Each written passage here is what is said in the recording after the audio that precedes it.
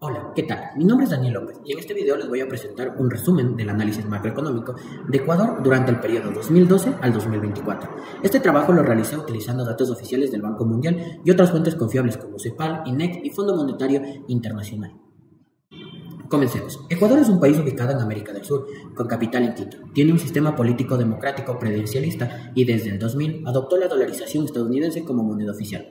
Esta dolarización trajo estabilidad en los precios, pero también limitaciones hacia las herramientas políticas monetarias en tiempos de crisis.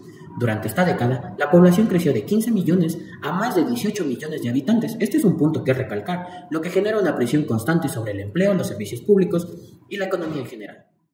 Ahora pasamos al análisis económico. Empecemos por el PIB. Es el Producto Interno Bruto, que es básicamente todo lo que el producto de un país en sí en un año.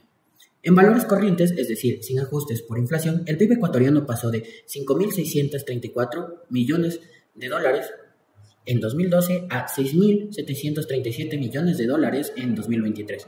Pero lo importante es ver el PIB constante, que si todo esto cuenta los precios reales, ahí es donde nos damos cuenta que hubo una fuerte caída en el año 2020, cuando el país enfrentó la pandemia del COVID-19. La economía cayó en un menos 10.3%, la mayor contracción de la dolarización. En los años siguientes hubo una corriente en la cual, si bien es cierto, no fue demasiado, sí hubo como una mejora. Por ejemplo, en 2021 el PIB creció al 8.6%, en 2022 al 5%, pero en 2023 toca tomar en ojo eso.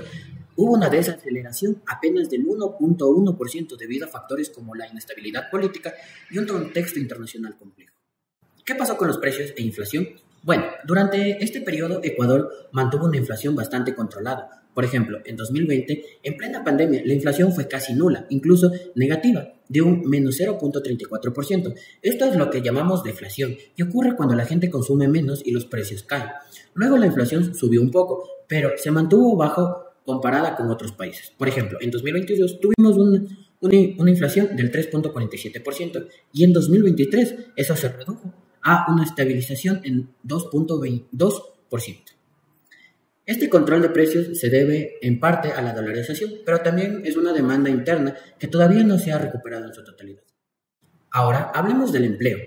La tasa de empleo general en Ecuador fue relativa bajamente entre 2012 y 2019, rondando entre el 3 al 4%, pero en 2020, con la pandemia, se disparó totalmente en 6.1%.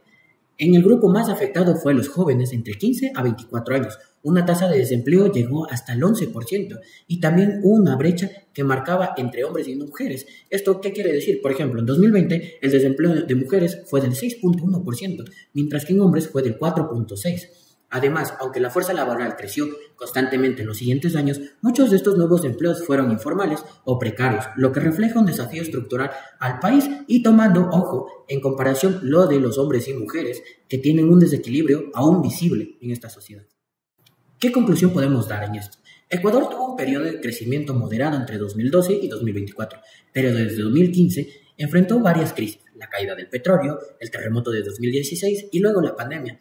Todo eso dejó evidencias en una gran dependencia del país en los ingresos del petróleo, una economía vulnerable a los choques externos y la limitación de importantes por su moneda dolarizada. Ahí cabe recalcar que también, como no somos un país diversificado en nuestros métodos de ingreso, ahí tuvimos un punto muy fuerte en lo que era podíamos vender banano o productos que son 100% agradables hacia el consumidor extranjero, nos limitamos al petróleo. Bueno, a pesar de que hubo esta recuperación económica después de la pandemia, todavía hay muchos desafíos que enfrentar. Por ejemplo, tenemos el crecimiento que sigue siendo débil, el empleo informal que es demasiado alto y persistente en la desigualdad, especialmente en jóvenes y mujeres. En este caso, ¿qué necesita Ecuador para mejorar? La política pública debería ser más enfocada en diversificar la economía, generar empleo formal y mejorar la productividad. También fortalecer su sistema institucional para brindar más estabilidad y confianza, pero sobre todo tanto en la ciudadanía como en los inversionistas extranjeros.